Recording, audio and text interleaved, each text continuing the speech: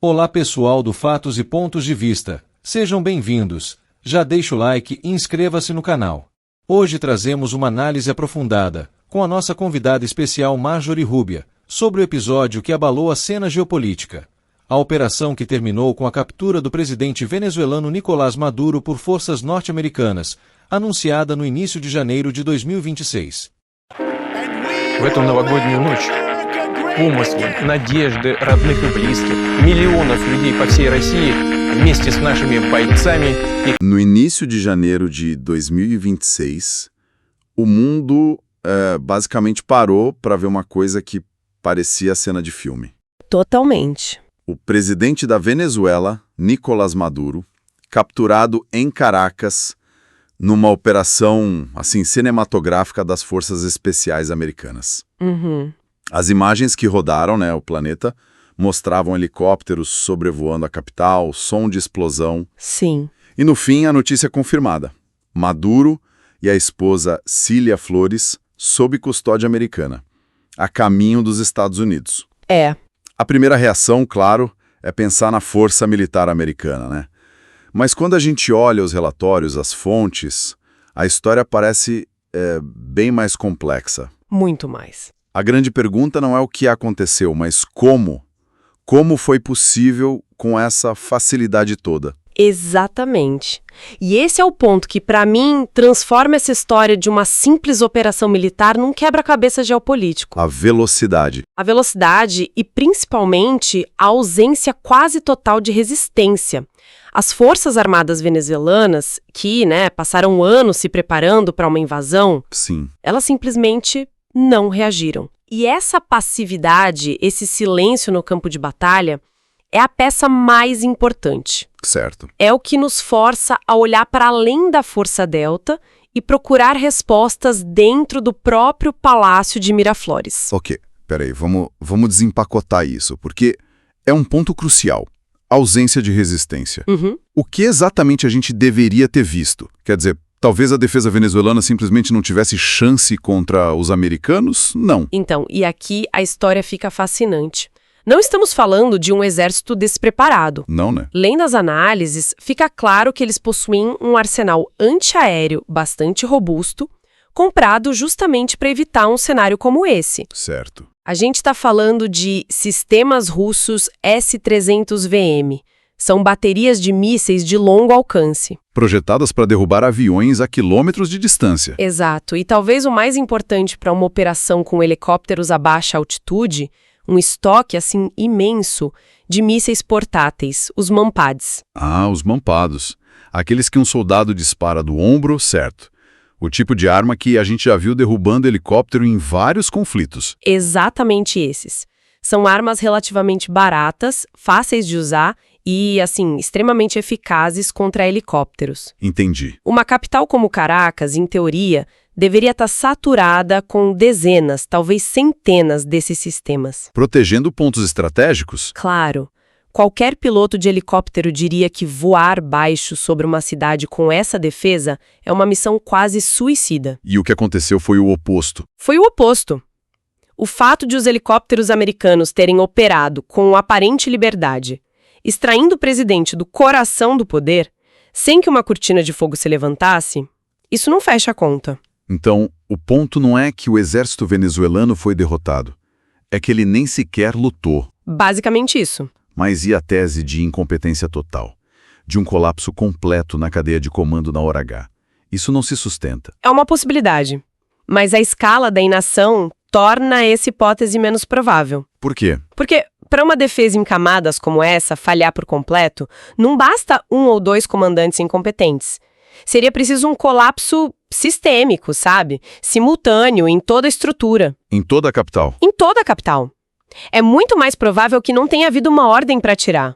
Ou, pior ainda, Uma ordem para não atirar. exatamente. E é aí que a palavra traição deixa de ser especulação e vira a explicação mais lógica para os fatos. E aqui a coisa fica mesmo interessante. Porque essa ideia de que operações de forças especiais são sempre perfeitas, que a tecnologia sempre vence, É um mito. é um mito. A história está cheia de exemplos do contrário. Os documentos que a gente analisou citam alguns casos, né? Sim, e são lições duras que os planejadores militares conhecem muito bem. O exemplo clássico é a Operação Garra de Águia. No Irã, em 1980. Isso, a tentativa de resgate de reféns americanos. Foi um fiasco completo. Não por causa do inimigo, mas por falhas mecânicas nos helicópteros, uma tempestade de areia. A missão nem chegou perto do alvo. Nem perto. E tem o outro exemplo que ficou mais famoso por causa do cinema. Mogadishu, 1993. A queda do Black Hawk. Exato, a Batalha de Mogadíscio. A queda de 2 helicópteros Black Hawk abatidos por milícias com lança-granadas. Aquilo mostrou para o mundo que a superioridade tecnológica é vulnerável. Há uma resistência determinada no terreno. Perfeito. Se a gente conecta isso ao quadro geral, esses exemplos são cruciais. Eles provam que o fator humano, as condições no terreno, podem derrotar o plano mais bem feito. A tecnologia não é tudo. Não é tudo. E é por isso que o caso de Caracas é tão fora da curva. A anomalia não é a ousadia da ação americana, é a passividade inexplicável do lado venezuelano. O sucesso da missão foi garantido não pela força dos Estados Unidos, mas pela fraqueza deliberada do outro lado. Ok. Se a gente assume, então, para fins de análise, que a traição é a hipótese mais forte, a pergunta é a clássica: cui bono? A quem beneficia? Pois é. Quem, dentro do círculo de poder chavista, teria motivo para entregar o Maduro numa bandeja? Os analistas traçam um perfil bem claro dos possíveis envolvidos e das motivações. Os suspeitos estariam no círculo mais íntimo. Faz sentido. Membros da guarda pessoal, que controlam acesso direto a ele, oficiais do alto comando militar, que controlam as armas, e figuras-chave do núcleo político do governo. E a motivação? Autopreservação. Em uma palavra. Sobrevivência. É o cálculo mais frio e racional que se pode imaginar. Se esses grupos perceberam que o regime estava numa trajetória de colapso inevitável... Seja econômico, político... Exato. Colaborar com os americanos se torna uma saída estratégica. Em vez de afundar com o navio, eles negociam para virar parte da solução. Uma forma de preservar poder, privilégios... E talvez o próprio aparato estatal, trocando só o líder no topo. É um movimento para evitar uma derrota total, catastrófica. E essa tese surgiu rápido, né? Muito rápido. É interessante notar que aqui no Brasil, por exemplo, comentaristas como o Ricardo Nobletti e o Rubem Gonzalez do canal Geoforça levantaram essa possibilidade publicamente já no dia 3 de janeiro. Quase em tempo real. Quase em tempo real, conectando os pontos. Tudo bem, a operação foi um sucesso, traição é a explicação mais plausível. Mas e o dia seguinte? A grande questão. O que os americanos ganham com isso? Remover o Maduro é uma coisa, mas o que acontece com a Venezuela agora? Isso abre uma caixa de Pandora geopolítica. Abre. E as fontes que a gente viu concordam que existem alguns caminhos possíveis e nenhum deles é simples. Qual seria o primeiro? O primeiro cenário é o de um realinhamento. Nesse caso, o novo poder em Caracas, que seria essa facção que colaborou com a operação, adota políticas que agradam Washington, seria um governo de transição, sabe? Nascido de um acordo pragmático, buscando suspensão de sanções, reintegração na economia global. Em troca de uma postura menos hostil. Exatamente. Mas um governo assim, nascido de uma traição e dependente de apoio externo, não seria extremamente instável? Seria. Qual a chance de uma facção do chavismo de repente se alinhar com Washington e ainda conseguir manter o controle do país? Parece uma aposta bem arriscada. Extremamente arriscada. E é por isso que o segundo cenário é considerado por muitos analistas como até mais provável. É o da vitória simbólica. Vitória simbólica. A ideia aqui é um pouco mais cínica.